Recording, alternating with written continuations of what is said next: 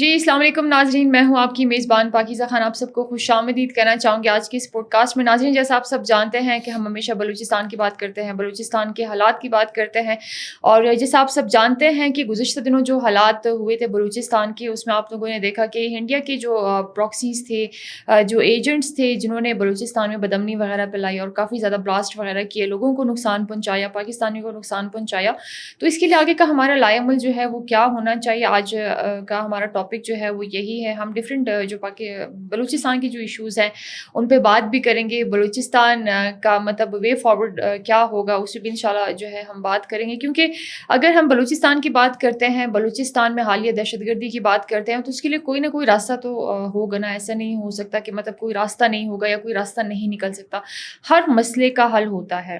اگر ہم اپنے لیے مسئلہ بہت بڑا بنا لیتے ہیں پھر ان کا حل جو ہے وہ نہیں نکلتا، لیکن اگر مسئلہ اتنا بڑا سا ہوتا ہے اور ہم حل نکال لیتے ہیں تو وہ مسئلہ ہمارے لیے اتنا چھوٹا سا لگتا ہے، مطلب ذرے برابر لگتا ہے۔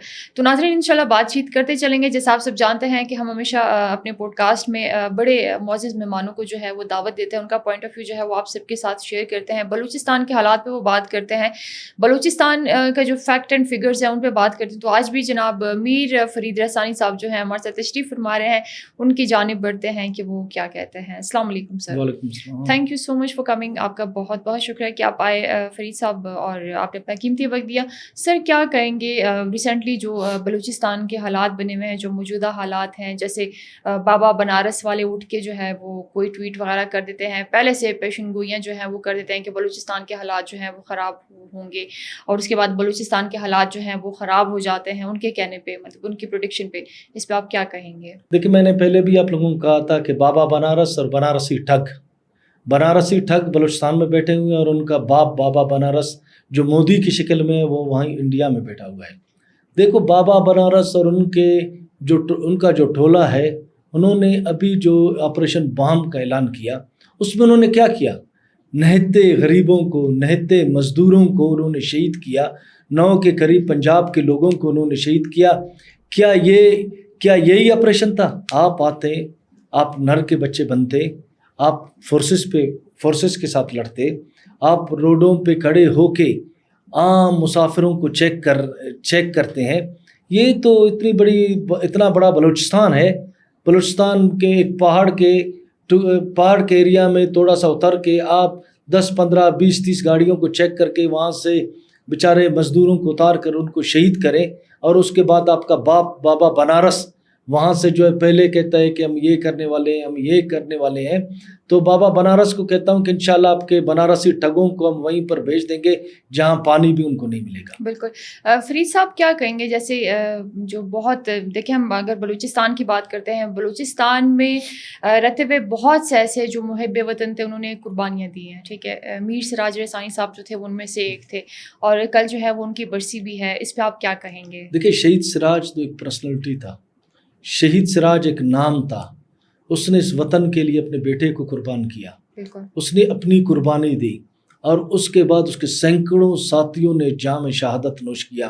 حال ہی میں اس کے ایک ساتھی جو شکیل بنگلزی تھا، جس کو مصدوم میں شہید کیا گیا، اور اس سے پہلے بھی ہمارے سینکڑوں ساتھیوں کو شہید کیا، لیکن انہوں نے سراج رحسانی کو تو شہید کیا، لیکن سراج رحسانی کے نظریے کو وہ ختم نہیں کر سکیں۔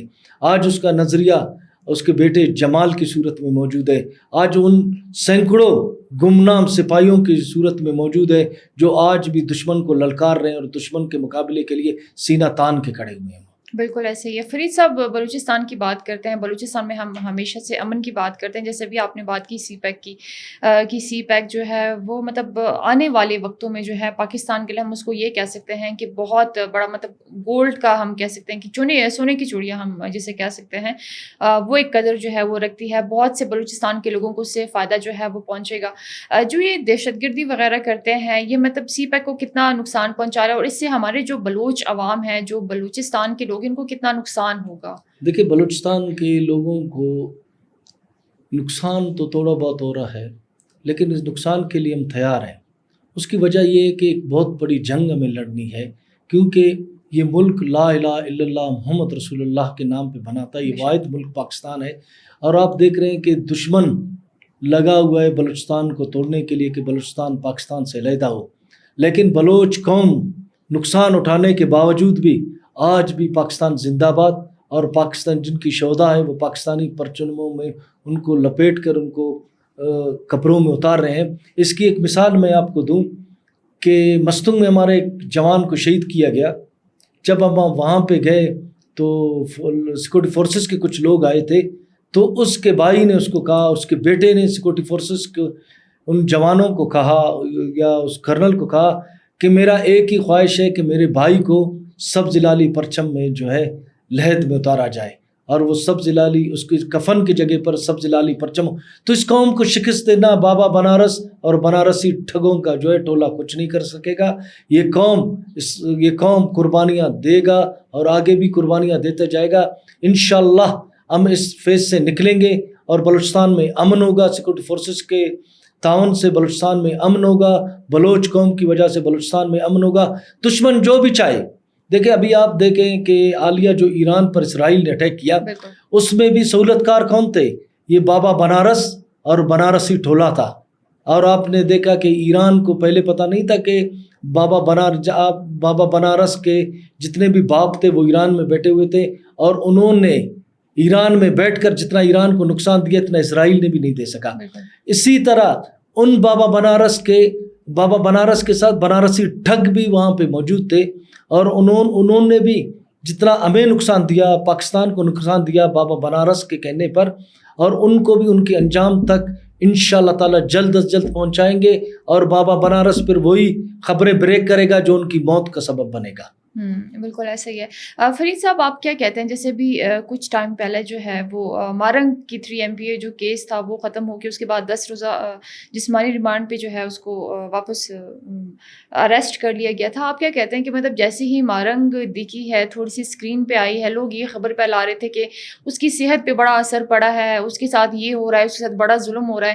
آپ کو نہیں لگتا کہ جب وہ اسکرین پہ آئی ہے اس کے بعد جو انڈیا کے جو اکاؤنٹس وغیرہ ہیں وہاں سے بلوچستان میں بدمنی بھی پھیل رہی ہے، اور جو ان کے BYC کے جو ٹولے ہیں، جو انڈیا کے پراکسیز ہیں یہاں پہ ایکٹیو ہوئے ہیں، جو دہشت گردی کر رہے ہیں، جو بام آپریشن جیسے آپریشنز جو ہیں بلوچستان میں کر رہے ہیں، آپ کو نہیں لگتا کہ مطلب یہ بھی اسی کی ہی ایک کڑی ہے کہ مارنگ کا صرف چہرہ آنا تھا اور ان کے بلوچستان میں جو ہے وہ کاروائیاں ہونی تھیں؟ دیکھو، میں نے پچھلے 2 پروگراموں میں بھی آپ کو کہا کہ BYC دہشت گردوں کا بھی ٹولہ ہے، اور یہ دہشت گردوں کے سہولت کار ہیں۔ بالکل، اگر شاید مارنگ کو اور کچھ نہیں ہوگا، میرے خیال اس کے اکاؤنٹ میں کوئی بابا بنارسی پیسے نہیں بھیج رہے، تھوڑا سا ان کے لیے پریشان ہوگا، لیکن مارنگ کو عدالتوں کو فیس کرنا پڑے گا۔ مارنگ کی وجہ سے جتنے لوگ ان دھرنوں میں شہید ہوئے ہیں ان کو بھی مارنگ کو فیس کرنا پڑے گا، کیونکہ نہتے بلوچوں کو روڈوں پہ لا کے ان کو کسی چیز کا پتہ نہیں ہے، بالکل نہتے لوگوں کو لا کے ان کو مروا کے اور پھر خود گرفتاریاں دے۔ کیا یہی ہے؟ یہ لوگ بلوچستان کو آزاد کریں گے؟ یہ لوگ بلوچستان کی آزادی کی بات کریں گے؟ ان کا باپ بھی بلوچستان کو آزاد نہیں کر سکے گا جب تک ہم بیٹھے ہوئے ہیں۔ میں ان کو اعلان کرتا ہوں، میں ان کو چیلنج کرتا ہوں کہ جب تک سراج رحسانی کا ایک سپاہی بھی بیٹھا ہوا ہے، آپ کا باپ بھی بلوچستان کو آزاد نہیں کرے گا۔ آپ بنارسی ٹھگ اور بنارسی ٹھگوں کا یہ ٹولہ جو جب یہ پہاڑوں میں بڑے ہیرو بنتے ہیں، جب یہ ہاتھ میں آتے ہیں پھر روتے ہیں، ہم نے ان کو دیکھا ہے۔ جب آپ 30-40 بندے ایک غریب کو اٹھانے کے لیے جاتے ہیں، جب اس کو آپ جس بے دردی سے شہید کرتے ہیں نا، اس کا حساب ایک ان دہشت گردوں سے لیا جائے گا۔ اور دہشت گردوں کو میں یہ کہنا چاہتا ہوں، یہ بلوچستان ہے، یہ کیک کا ٹکڑا نہیں ہے جو آپ اور آپ کا باپ بابا بنارس کھا لیں گے۔ یہ ٹکڑا جو ہے آپ کے حلق میں پکڑے گا، اور انشاءاللہ وہاں سے آپ کی موت آپ کو نظر آئے گی انشاءاللہ۔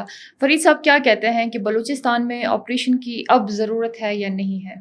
اب کیا، میں نے تو پہلے دن سے کہا کہ بلوچستان میں آپریشن کی ضرورت ہے۔ ان دہشت گردوں کو اور ان کتوں کو ان کی انجام تک پہنچانا چاہیے۔ یہ جتنا لیٹ کریں گے، یہ بنارسی ٹھگ اتنا زیادہ لوگوں کو جو ہے نقصان دیتے جائیں گے، روڈوں پر نکلیں گے۔ جس طرح بھی انہوں نے جو ہے جوب کے ایریا میں جس طرح 9 لوگوں کو شہید کیا۔ تھینک یو سو مچ فرید صاحب۔ آپ کا بہت بہت شکریہ کہ آپ آئے اور آپ نے بڑا کلیئر جو ہے وہ بتایا. Thank you so much for coming. ناظرین ایک دفعہ پھر آپ سب کو بتاتی چلوں کہ میر فرید رسانی صاحب جو تھے آج ہمارے ساتھ پروگرام میں تشریف فرما رہے تھے, ان کی باتیں آپ سب نے سنی.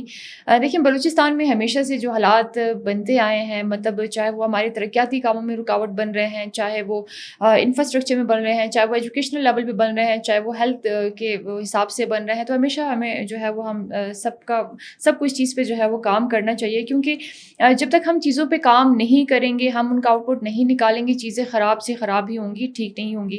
ہمیشہ سے ہم یہی کہتے ہیں کہ اب جا کے ہماری اسٹیٹ کو جو ہے وہ ہارڈ اسٹیٹ بننا ہوگا, ریاست کو سختی کرنی ہوگی, ان کے خلاف سخت سے سخت آپریشن کرنا ہوگا.